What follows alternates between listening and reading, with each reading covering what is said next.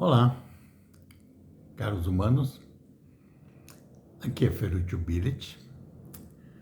Eu vou falar sobre a Universidade Latino-Americana e do Caribe. A Universidade Latino-Americana e do Caribe é uma organização internacional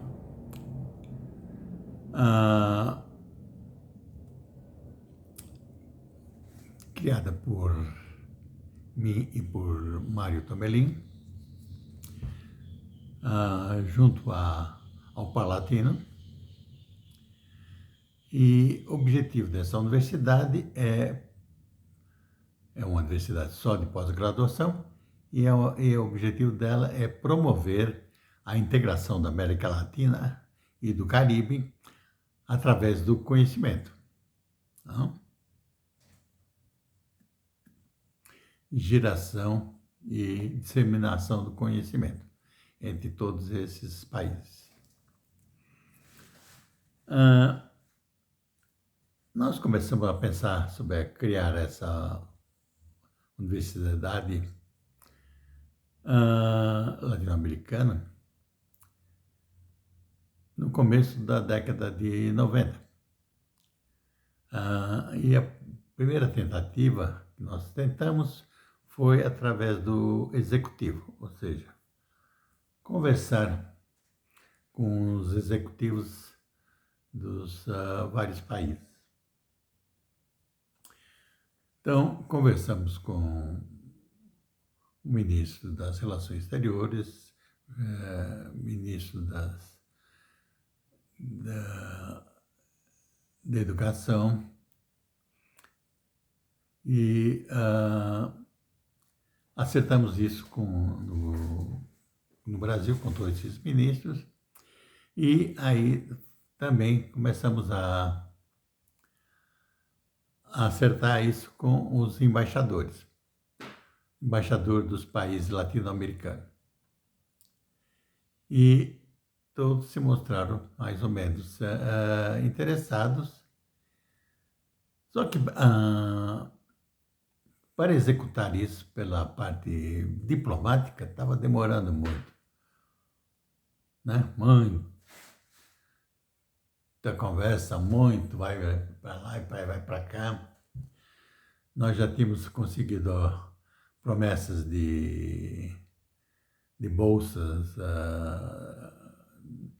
de Ministério da Ciência, da Educação, Ciência e Tecnologia, apoio do Itamaraty do Brasil, e então estava bem encaminhado, mas estava demorando demais para acontecer. Então, começamos a pensar em maneiras alternativas de fazer isso acontecer. Aí começamos a atuar pelo legislativo. Então começamos a atuar junto ao Parlatino. Parlatino é o Parlamento Latino-Americano. Logo de cara, o Parlatino, ele dizia, olha, nós somos o Parlamento dos países latino-americanos, mas só que também temos o pessoal do Caribe, que está aí solto, que não tem ninguém para cuidar deles. Então eles se associaram aqui ao Parlatino. E nós não vamos mudar o nome do Parlatino, mas seria interessante que vocês colocassem o nome da universidade, que era a Universidade Latino-Americana e do Caribe. Tá certo? Foi aí que nós colocamos também e do Caribe. Então o Caribe também foi incluído formalmente nesse projeto.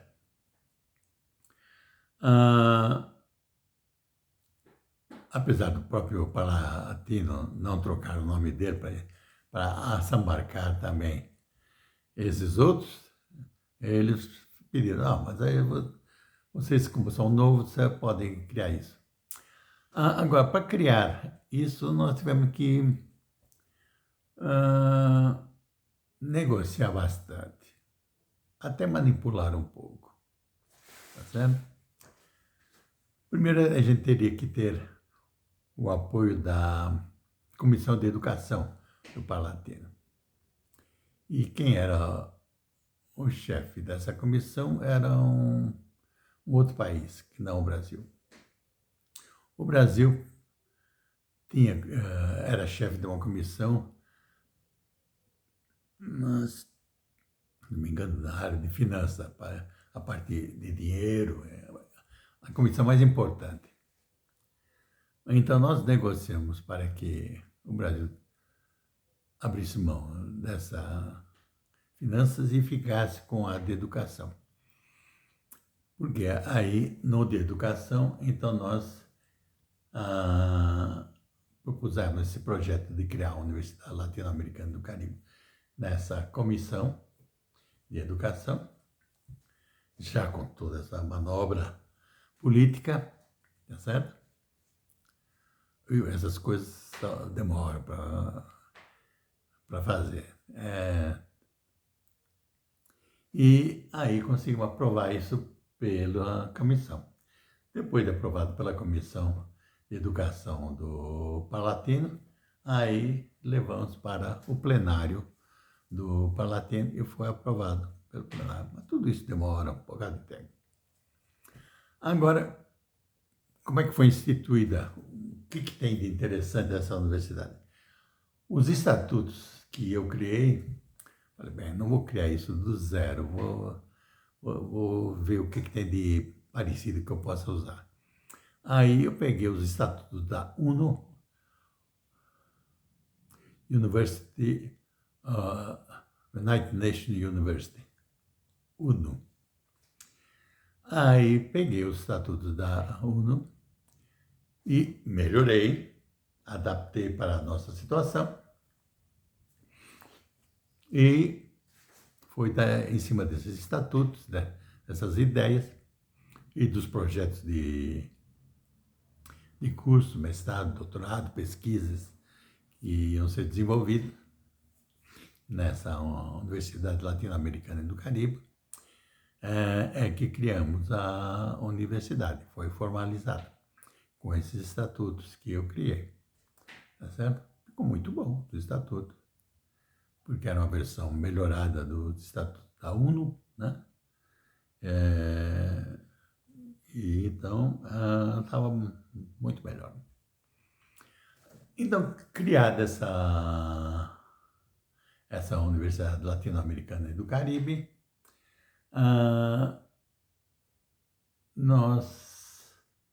só que tivemos que, no meio do processo, o Mário Tumelin ficou como reitor e ainda a Venezuela se meteu no meio, que queria também participar disso. Então, se deu a vice-reitoria para a Venezuela e então a Venezuela ficou com a vice-reitoria. E um professor que era de Carabobo, uma cidade lá da Venezuela.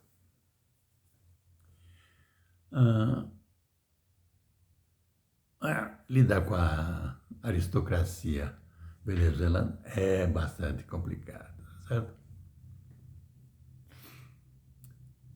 Não devia falar, mas eu acho que já estão todos, devem ter todos morrido, então eu posso falar.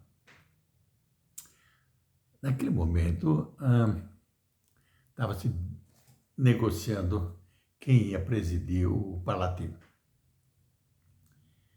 Então, tinha lá um candidato que ele queria ser candidato a presidente da Venezuela.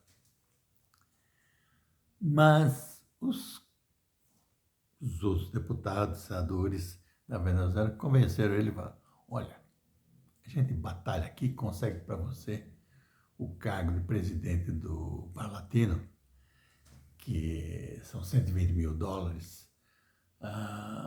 por ano, sem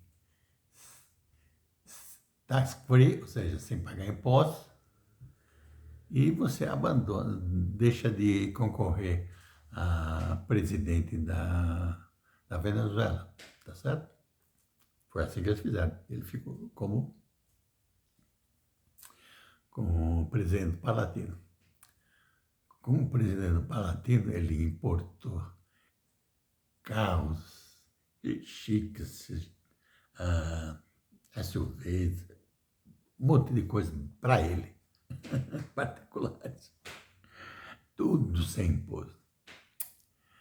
Ai, ai. Eu podia contar a historinha do Palatino, mas não, é apêndice da história, tá? Então, voltando à Universidade Latino-Americana e do Caribe, ela foi criada e nós começamos a funcionar com ela. Inclusive, conseguimos, junto ao Senado do Brasil, que nos cedesse o 10º andar do prédio do Senado. Então, a gente tinha o 10º andar para fazer funcionar inicialmente a Universidade Latino-Americana e do Caribe, justamente no 10º andar, daquele lá, parece um H, né? Do Senado Federal do Brasil. E começamos a montar os cursos e as pesquisas e as coisas que necessitavam. Começamos a montar cursos em parceria, tá certo? Aproveitamos que o Palatino tinha uma parceria com o Parlamento Europeu, e então começamos a desenvolver cursos em parceria com universidades europeias. Então, fizemos com o Beneplácito e com o convênio guarda-chuva dos dois parlamentos, Parlamento Latino-Americano e Parlamento Europeu. Nós fizemos convênios com a Universidade degli Studi di Torino para desenvolver alguns cursos de mestrado.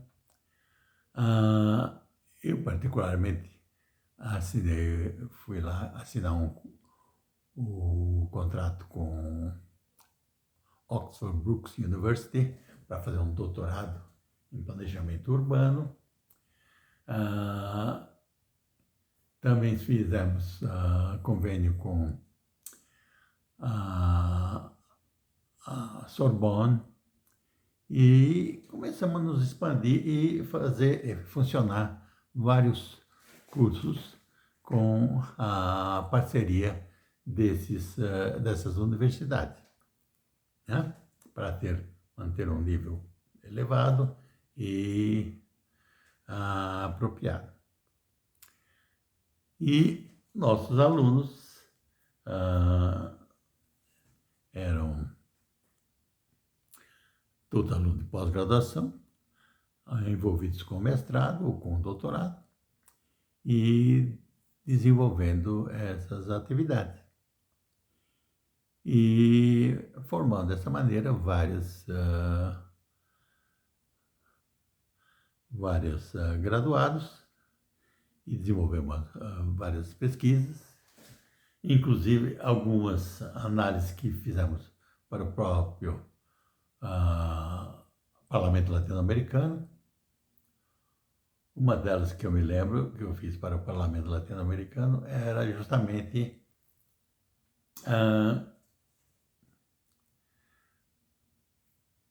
como a mudança, quando a administração Nixon chutou para o alto o padrão ouro, né? E o dólar ficou sem padrão ouro, na década de 70, né? E que a inflação nos Estados Unidos, num determinado ano, foi a 21%, a maior inflação. E como eram os Estados Unidos que imprimem o dólar, eles conseguiram exportar essa inflação para a maioria dos países. Então, o resto do mundo aqui acabou pagando ah, as sobras dos gastos com a guerra do Vietnã e essas coisas mais, tá certo?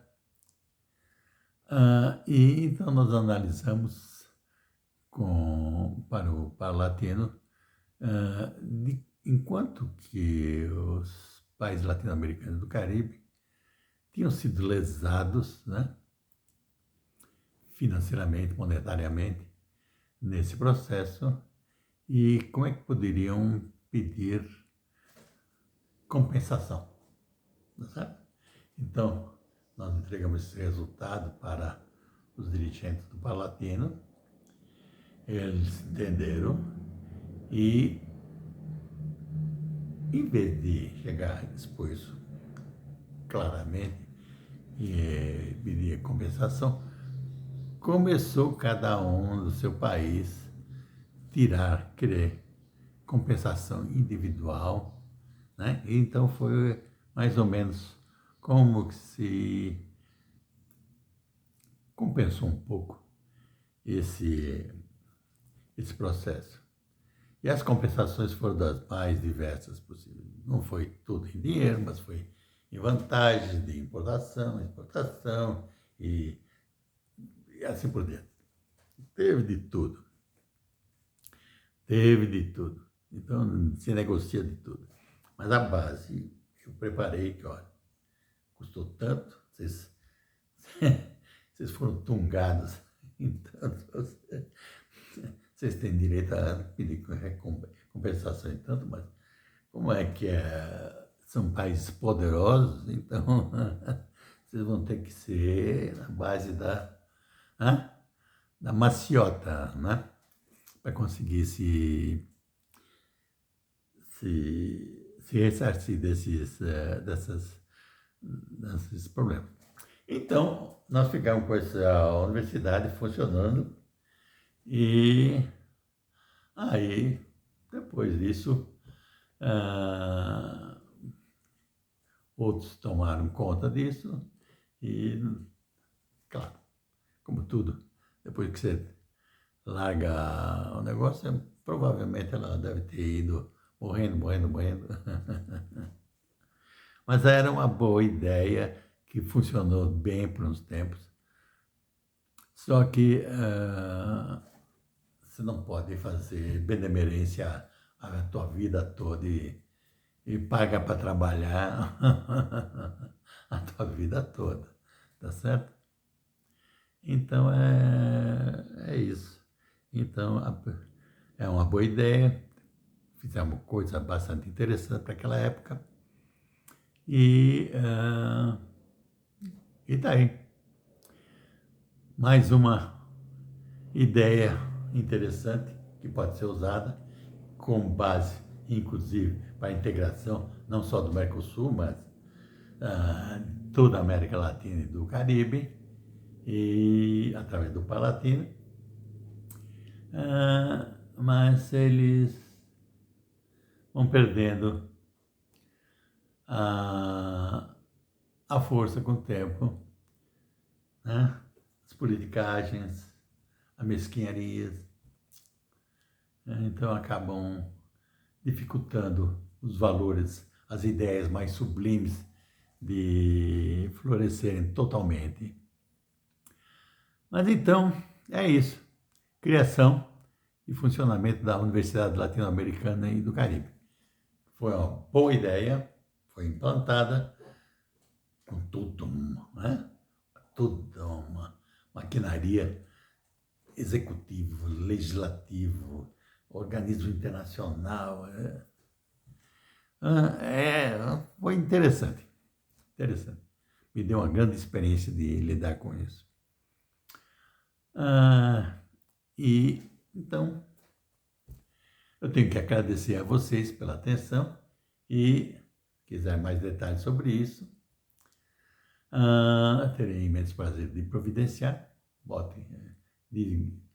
Digam se vocês gostaram ou não gostaram dessa apresentação, botem as suas críticas e sugestões, vocês compartilhem com quem vocês quiserem E podem se inscrever no meu canal para ter as notícias de novos vídeos. E, mais uma vez, obrigado pela vossa atenção.